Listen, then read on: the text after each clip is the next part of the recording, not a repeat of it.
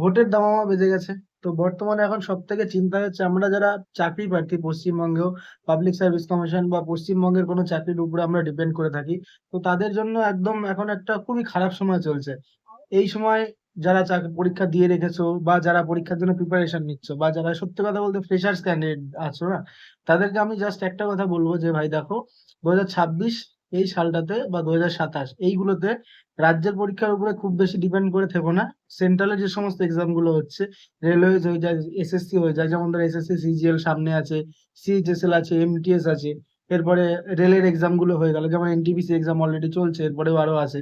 তো যারা এরকম নতুন চাকরি প্রার্থী বা যারা ফ্রেশার্স আছো, তারা শুধুমাত্র রাজ্যের পরীক্ষার উপরে ভরসা করে থেকো না। অনেকটা টাইম ওয়েস্ট হয়ে যাবে।